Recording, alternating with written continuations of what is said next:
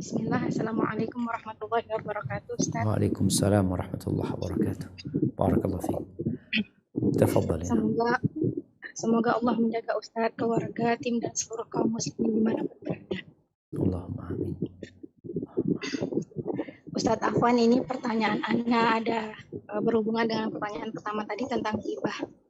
Jadi suami Ana ini Ustadz sering bercerita tentang pekerjaannya di tempat kerja beliau. Dan kadang ketika beliau bercerita itu menceritakan juga tentang teman-temannya di tempat kerjanya. Misal temannya di pekerjaannya seperti ini dan seperti itu. Nah, kondisinya Ana ini mengenal semua teman-teman kerja beliau. Apakah yang seperti ini termasuk ke dalam menghibai teman-teman beliau itu, Ustadz? Kemudian kalau misalnya iya, bagaimana cara saya untuk menyetop ketika beliau bercerita tentang temannya itu? Karena terkadang kalau mau menyapas, Ana bisa mengalihkan pembicaraannya, tapi ketika tidak, Ana hanya bisa mendengarkan saja. Seperti itu. Nah, barakallahu fiik. Masya Allah. Iya, ahibati fillah.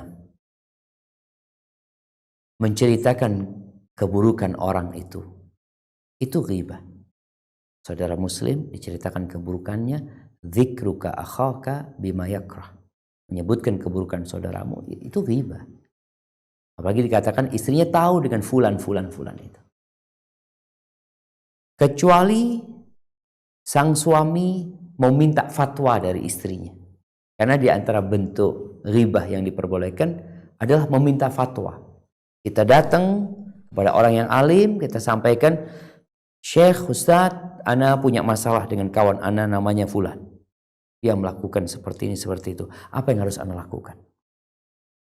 Kalau sang suami menceritakan kepada istrinya karena istrinya memang akan memberikan arahan, petunjuk, nggak ada masalah. Tapi kalau hanya untuk menikmati cerita itu, maka dosa. Itu masuk ghibah. Maka ana rasa yang perlu difahamkan oleh istri kepada suaminya adalah tentang keburukan ghibah ini.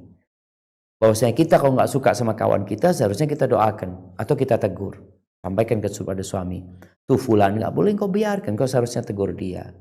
Kalau engkau cuma ngomongin tentang dia, akhirnya pahalamu diambil sama fulan. Engkau nggak suka sama fulan, tapi pahala diambil sama dia. Jadi perlu menceritakan kepada suami tentang bahaya ghibah. Bukan saat cerita. Kenapa? Biasanya nanti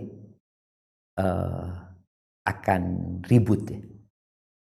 Tapi umpamanya ketika mau makan, ketika hati suami sedang nyaman, enak, sampaikan, Bang, aku tadi baru dengar kajian, ternyata orang yang menceritakan keburukan orang lain itu akan mentransfer pahalanya kepada orang tersebut. Orang itu walaupun nggak tahu, tapi Allah catat nanti dia bisa nuntut kita. Allah akan kasih tahu dia. Seperti itu.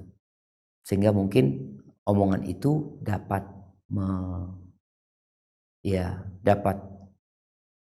memotong atau memberhentikan suami dari cerita-cerita dia. Kalau enggak tadi berusaha untuk memalingkan ya.